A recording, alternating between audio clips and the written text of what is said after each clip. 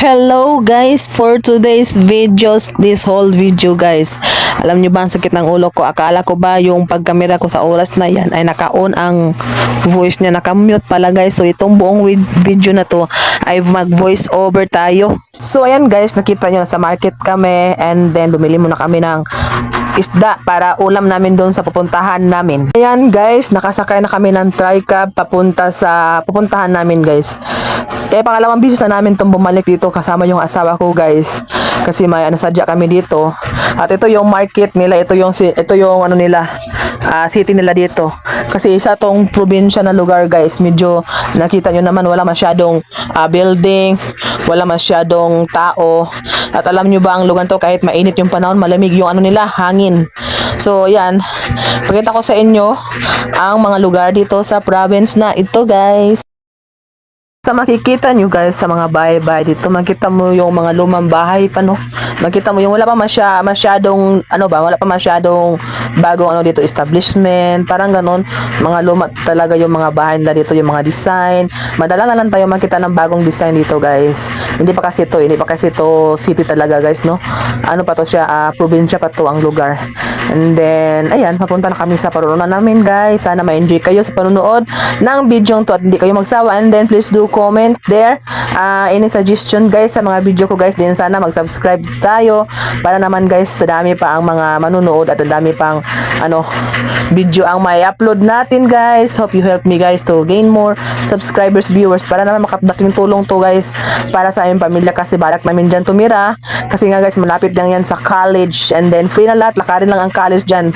And then balak namin i-transfer dyan yung anak ko guys. Ko na lang guys kung ano yung pinagsasabi ko dyan, ano ba to ay ayan guys, may dalawang kambing binidyoan ko kasi na tawa ako no. And then naglakad na kami ng asawa ko, pupunta kami sa sa province bundok talaga guys kasi andun yung tiyuhin ng asawa ko guys at may pag-uusapan kami tungkol nga sa pagtira namin dyan. Kailangan nga naman talaga magpaalam guys no kasi nga hindi naman lupa namin yan guys, so kailangan talaga mag-ask ng permission para makatira kami yan. Gagawin namin ang lahat guys, magtitiis para lang makapagtapos yung anak ko ng pag-aaral. Kaya nga guys, nag-vlog ako, pumasok ako sa social media, nag-YouTube, nag-Facebook para naman pagdating ng panahon, laking tulong to para sa aming pamilya guys. Ito na yon ang mahirap na sitwasyon. Pababa kasi ito guys ng bundok nga pababa talaga at saka maputik at matirik ang daan. Medyo natatakot ako kasi hindi nga ako sanay sa ganito no, pero lalaban tayo guys para naman to sa kinabukasan natin. Inubad ko na yung chinilas ko guys at ayan, medyo natakot na akong mag-vlog dyan kasi nakakatakot talaga guys. Ano talaga siya, napakatirik talaga niya guys. And isang mo lang, pagkakamali mo lang, mahuhulog ka hanggang baba at may mga malalaking bato. Kaya dandahan ang ginawa ko dyan guys. Ang asawa ko medyo nagalit na yan kasi nga ang tagal ko daw. Alam naman magpahulog ako dyan na hindi naman ako sanay sa mga bagay-bagay, sa mga daanan na yan. Hihingal na nga ako at ang malamig pa sa oras na yan. At nakita nyo naman pawis talaga ako dyan. Iwan ko na lang. Sabi ko sa sarili ko, hindi na ako ulit. Pero kailangan talagang pumunta dyan pag makatira na kami kasi nga, yung mga pananim nila andun, pwede akong tumulong para makapagkaroon ako ng bigas. Pwede akong tumulong para makahingi ako ng prutas or makabinta. Kaya kailangan talaga magbalik-balik ako dyan. Sa oras na yan guys, nawala na kami ng asawa ko. Dati nakapunta ako, medyo 4 years na kasi ang nagdaan. Nakalimutan ko na kung saan ba yun ang daan. Sabi ng asawa, nag-away pa kami, sabi ko doon kasi wala namang daanan. Buti na lang yung asawa ko pumunta doon sa dulo banda at nakita na yung daanan talaga ng tao. At sa oras na yan, hinihinga na talaga ako. Akala nyo ba dyan lang natatapos yung yung matirik na daan? Hindi pa. May matirik pa nga daan at delikado. May mga malalaking bato pa doon.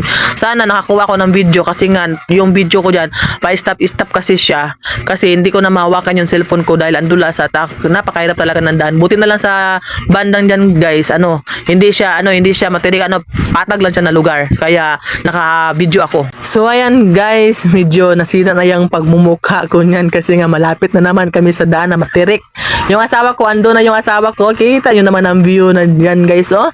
Ang ganda talaga, nawala yung stress ko konti. Pero back to reality, ang hirap na naman yung pagdadaanan namin yan guys. Hindi ko nilagyan ng filter ang video yan kasi nga para makita ninyo guys kung gaano nakapula yung mukha ko. Para yung dugo ko ay bumukal-bukal na kasi hinihingal ako. At yung beat ng heart ko guys, biglang biglang nag-low. At sa wakas, nakarating na rin kami guys. Alam nyo bang na-extend ako kanina, hindi ko na kuhanan ng video. Kasi nga nahirapan ako maghawak ng cellphone. So sa wakas, nakarating na kami dito sa tiyuhin ng asawa ko at ito yung bahay niya guys. Kubo lang siya. Pero kung andito kayo sa bahay niya, iwan ko na lang ang ambience, ang klima, yung water flowing, ang ingay, probinsya talaga siya guys. Maraming mga prutas dito tulad ng may durian, lansunis, marang, ano pa bang meron yan dyan guys. Hindi ko na lang alam kung ano, basta iwan ko na lang, hindi ko ma-explain ng gano'ng kasaya ko dito na nakapunta ko dito guys. Sa oras na yan guys, marami kaming pinag-uusapan kasi matagal kaming hindi nakabalik dyan. Kahit nga kapatid ng tiyuhin ng asawa ko hindi pa nakabalik dyan, gusto sana niyang sumama. Kaya lang guys, yung father-in-law ko, wala, kulang yung pamasahe na yan papunta dyan sa Pugaan kasi ang tawag na lugar na yan guys. Tanda na talaga yan guys, nasa mga 80 plus yung yung age niya. Di talaga natin alam no kung saan tayo abot. Buti na lang yan yung tiyo ng asawa ko. Ang haba na ng buhay. Kasi nga yung kinakain nila puro gulay. Kita naman surrounding nila guys. So kaka-harvest lang nila ng corn, ng mais. So magtatanim na naman sila ulit guys. And then ang gumagawa ng kubo bahay ay ang tiyuhin ng asawa ko lang guys. Umikot ako sa likod bahay nila guys kasi magpunta ko sa sapa, maghugas at mag-inom ng tubig. Kasi yung sapa nila dyan, may portion dyan na pwede ka na makainom ng tubig. Ginawa nila talaga yan para pag andyan, hindi na maglan ng tubig para inumin. Meron talaga dyan inumin na tubig. Hindi ka lang maarte. Buti na lang pagdating namin yan guys, may pa sila, may bigas pa nga mais. Kasi nagdala kami ng isda, so yun ang uulamin namin. Andun din yung asawa ko sa sapa para maghugas. Hinugasan siguro niya yung isda guys. Ito, yung bahay nila, nasa gilid lang ng sapa. At saka ang ganda talaga ng sapa nila dito guys, ang linis. Napakalinis, pwede kang maligo dyan, pwede kang mag-swimming, kahit anong gawin mo dyan, ang linis talaga kasi wala masyadong pumupunta at maligo dyan kasi ang kalayo-layo naman yan guys.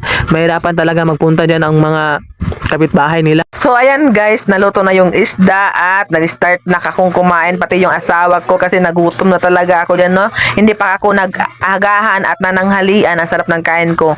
Ang kanin ko yan ay mais, then may isda na sinugba grill, ano bang tawag yan guys, at may suka. Habang kumakain kami dyan ay nag-usap-usap kami sa mga bagay-bagay na nangyayari sa mga buhay-buhay namin yan. At sa likod may mga audience nga na nakikinig sa amin, which is mga kasamahan na ng tiyuhin ng asawa ko guys. Hindi maganda pag ikaw lang mag-isa, babae ka, pupunta ka dyan kasi pag malasing yan sila guys, hindi na natin alam kung anong mangyayari, no? So dapat, pag pupunta ka dyan, dapat may kasama kang lalaki, kundi asawa mo. Hindi pwede mag-isa kang pumunta doon o dyan. Pag ikaw lang isa, kasi mga lalaki ang nandyan, puro mga nagiinuman naman sila minsan at lasing. So kita nyo ang magandang views dyan guys, napakaganda talaga guys. And guys, andyan ako sa sapa, naghugas ng pinggan na ginamitan namin kanina at nakita nyo ba yung bambo na may tubig na nag-flowing? Yan ang pwede yan mainom kasi ang tubig na yan guys galing sa ilalim ng lupa, which is maraming mga ihi ng uod, ihi ng mga ano pa bang nasa ilalim ng lupa guys, may mga minerals ika nga nila. Pero hindi na natin alintana no, kasi alam naman natin yung katawan natin may mga bacterias din naman guys. Oras na yan guys ay pauwi na kami ng asawa ko. So ayan, hindi masyado maganda yung pagka-video ko niyan kasi nga nahirapan akong umakyat guys, and then binigay ko yung cellphone ko sa asawa ko at sinabihan ko siya, videohan mo ako para makita talaga nila kung gaano katirik ang dinadaanan namin. Hindi na nga ako mahinga masyado yan guys, kaya lang we have no choice kasi yan talaga ang daanan, wala namang ibang daan kundi yan lang talaga. Kung hindi ko yan gagawin, hindi naman ako makakauwi ng yan guys. Pinawa ko sa asawa ko yung cellphone kasi ako nahihirapan ng umakyat, hindi na ako makahinga masyado guys. Yung heart ko tsaka yung blood pressure ko biglang tumaas at bumilis yung pagbeat ng aking dughan, aking heart. Munti ka na akong makulaps niyan guys. Akala ko makukulaps na ako kasi hindi talaga ako makahinga, pero hindi ko lang talaga pinapansin yung pakiramdam ko. Sabi ko lang kaya ko to para lang makaabot sa taas. Iwan ko ba? Ayan, nakaakyat na ako sa taas at tingnan nyo ang ganda-ganda ng view, pero pakita ko sa inyo kung saan bundok na naman kami dadaan guys. Another bundok na naman guys, another nakakahingal. Pat kasi kituyuan, ano ba to gagawin ang lahat para lang maka-upload ng video no. Kahit buhay mo pa ang kapalit guys. Ako parang parang wala lang yan, pero sa sarili ko na talaga, iba na talaga yung pakinandam ko. Hindi ko lang pinapakita sa asawa ko guys yung kasi dibdib ko ang bilis ng pagtibok guys. Then yung yung dugo parang nagmix sila, kaya hindi ako masyadong nakakahinga yung oras na yan. Ngayon ko lang napansin guys ba habang nag-i-edit ako, ang putian pala ng mukha ko no, parang naubos yung lahat ng dugo ko guys. Parang mawalan talaga akong ng malay pag di ko kinakaya. kung napapadala ako sa sa pakiramdam ko.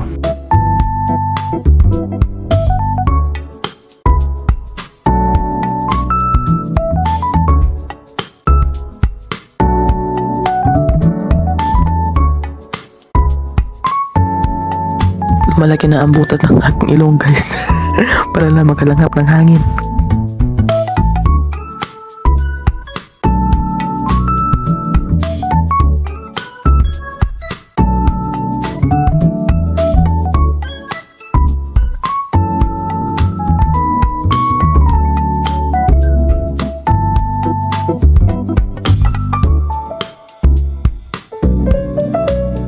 Malapit na kami guys, yung asawa ko andun na sa taas sa dulo niyan, yun na yung patag na pupuntahan namin.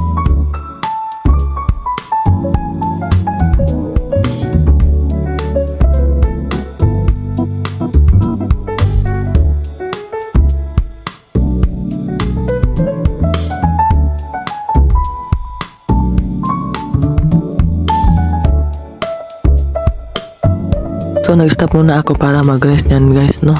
Para naman mo listen yung pagbit ng heart ko at ang mukha ko yan, pulang-pula na talaga guys. At yung mga damit ko at yung bra ko, basang-basa na yan, dami pa naman ang panahon ng oras na yan. Hindi talaga madali yung ginagawa ko guys. At sa wakas, nakaabot na kami sa bata guys, naka-relax ako. Tingnan nyo nga yung mukha ko guys, no? At yan ako na relief yung pakiramdam ko guys. Kumaan yung pakiramdam ko sa oras na yan. Yung dugo ko para talagang siya, parang kumukulo talaga siya. At pagkatapos niya nagbihis na ako kagad kasi hindi ko na matik yung pawis na sa likod ko, yes, ang damit ko. Baya talaga, at pag nakikita ko sa yung puwet ko kasi ilang beses akong nadulas doon guys. So naglakad lang kami papuntang sentro guys, at kita nyo ba yun sa gilid guys, ang dami pala ditong dragon fruit guys, pero wala pa sila mga bunga. Mas mainam kasi dito yung dragon fruit, mamunga kasi siya kasi yung klima dito malamig. So ang haba na nilakad namin guys, no, almost 1 hour yung lakad namin, ay hindi naman 1 hour, 30 minutes yung lakad namin yan, galing sa bahay na pinapahingahan namin papuntang sentro kasi walang masyadong sasakyan dyan guys, kaya naglakad kami. So medyo masakit na yung tuhod ko pero